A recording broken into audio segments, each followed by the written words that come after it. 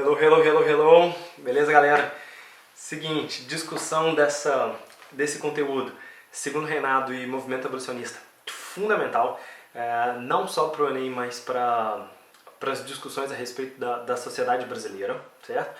Mas o Enem tem cobrado muito isso, sempre com questões relativas a esse movimento abolicionista e essa luta, essas resistências escravas, então bastante atenção nessas questões. Agora o canal já está aí cheio de videozinho novo e tudo mais, então já dá pra gente falar que dá para procurar aí a discussão a respeito do Segundo Reinado, da política e economia, que é fundamental vocês sacarem esse contexto, né? Isso aí tá super dentro desse assunto. O papel da escravidão, o papel da produção do aumento da exportação do café e de como é que isso daí vai gerar cada vez mais conflitos e discussões dentro da sociedade brasileira. Por quê? No momento onde o Brasil consegue o aumento do seu lucro, o aumento do seu capital, o aumento das suas exportações com a produção do café, né, como o motor, como o combustível dessa revolução industrial, principalmente na Europa, né? A bebida que dá energia, que esquenta, é barato e está sempre acessível pelo tamanho do volume da produção brasileira, vai ser, ao mesmo tempo, um momento onde a escravidão vai ser mais criticada, certo? Então a gente tem aí essas duas situações, essas duas condições. A necessidade do escravo como força de trabalho, argumento, né, que essa elite cafeeira vai usar, ou seja, que para eles produzirem, para trazer desenvolvimento, para trazer o avanço da economia, é necessário o aumento dessa escravidão, porque são eles a força de trabalho, é ele o motor desse plantio. E por outro lado, as discussões a respeito de que esse modelo não funciona mais, de que já é atrasado e de que não se justifica mais o uso tanto do negro como escravo, mas a própria escravidão em si, certo? Essa daí é a discussão que permeia a sociedade brasileira por todo o século XIX. Para entender um pouquinho mais dessa situação, vai ser necessário a compreensão de que externamente também tem um outro debate, né? Tem uma outra questão, principalmente pelo envolvimento da Inglaterra. Existe uma lei feita no parlamento inglês, né, a Bill Aberdeen, que autoriza, por exemplo, as embarcações britânicas de capturarem, afundarem e devolverem todos os escravos que tivessem sido pegos sendo transportados para a América, não só para o Brasil, né, porque o Brasil não é o único país escravista nesse período, os Estados Unidos também, Cuba também, mas nós, o Brasil, somos os maiores receptores, né? Aquele que mais movimenta esse tráfico, certo? Então essa lei, ela coloca uma pressão externa pelo fim da escravidão e, por favor, não achem que a Inglaterra está agindo dessa forma porque ela é boazinha, né? Porque ela é boazinha, porque ela quer libertar o ser humano. Existe todo um interesse econômico por trás disso, certo? A Inglaterra, ela é a pioneira na Revolução Industrial, ela tem o maior excedente de produto e ela precisa encontrar mercados, né? Ela precisa vender o que as suas máquinas, o que as suas fábricas produzem, e modelos de países escravistas não são interessantes. Né? Por quê? Porque o escravo não consome, o escravo ele não tem salário, o escravo não compra produto industrial, então lutando pelo fim do tráfico, lutando pelo fim da escravidão em países da América significa um aumento do consumo de produto inglês. Então vai existir essa pressão, vai existir essa política externa lutando e fazendo uma propaganda negativa sobre a escravidão. Internamente, né, para a gente não achar que também o Brasil só responde ao que está acontecendo de fora, internamente existe toda uma luta dos escravos contra esse modelo, e isso é fundamental, isso o Enem ele tem focado muito nesse ponto, né?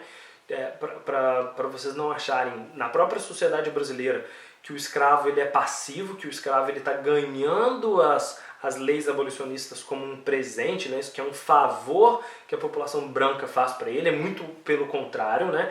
É a resistência escrava, é a luta escrava, é a luta da população negra que vai adquirindo direitos contra o interesse da população branca, por exemplo, que queria manter esse tipo de privilégio e esse tipo de força de trabalho. Então é fundamental entender aí quem é que está agindo, né?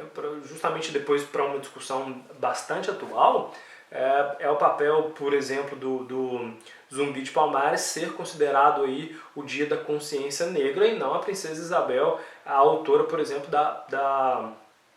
da Lei Áurea, que vai acabar com a escravidão. Ou seja, para ficar claro para a sociedade brasileira o papel ativo que o próprio negro tem nessa luta contra a escravidão, né? Para a gente não achar que isso é um presente, que isso é um favor do branco para o negro, beleza? Ao longo desse debate vão ser propostos aí uma série de leis para acabar com essa escravidão. Isso é outro ponto, né? Para vocês verem como é que a sociedade brasileira ela é enraizada, ela é apegada a esse tipo de trabalho. A abolição ela não é feita de uma hora para outra, né? Ela é toda transitória, ela é toda lenta. Se a gente pegar, por exemplo, o início da primeira lei, que é a Eusébio de Queiroz, né, que é a lei que colocava fim ao tráfico negreiro, né, que proibia a entrada de escravos da África no Brasil, mudava o papel do traficante de escravos, que antes era considerado uma pessoa da alta corte, completamente distinta, fundamental, porque é ele que traz o escravo, né, é ele que traz o trabalhador para as grandes lavouras e para o Brasil. Ele é colocado, por exemplo, como um fora da lei, como um criminoso e passa a ser condenado pela justiça. Então, existe essa mudança a partir de 1850, que é a proibição da entrada de novos africanos no Brasil via tráfico, né? Isso aí é o primeiro impacto dessa lei. Quase 20 anos depois, na verdade, um pouquinho mais de 20 anos depois, ainda como forma de luta, de resistência a essa situação, a outra grande medida que impacta nessa sociedade vai ser aí a chamada de Lei do Ventre Livre, né, de 1871. E o que essa nova lei coloca? Que a partir da promulgação dela, todas as crianças que nascerem já nascem livres, né?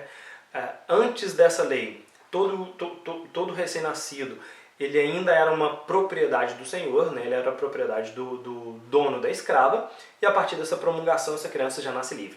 Existe uma série de problemas nessa legislação, por exemplo, que permite, né, que esse recém-nascido fique sob custódia, fique ali mantendo o laço dentro da senzala até os seus 18 anos, e somente a partir dessa idade ele é de fato livre e pode seguir seu caminho, mas já existe aí uma série de interferências e influências do próprio senhor nessa criança, né? Então essas duas leis, tanto a lei do ventre livre depois a dos sexagenários, já deixa claro como é que o Estado brasileiro ele vai criando medidas, mas ao mesmo tempo não existe um projeto integrador, não existe um pensamento além, né? Ou seja, o que a gente faz, como é que a gente resolve certos problemas. Então tudo ainda é muito precário nessa legislação, certo? Então, mas de qualquer forma, a partir da lei do ventre livre e a lei Eusébio de Queiroz, essas duas leis, elas por si só já colocam fim à escravidão brasileira, certo? Por quê?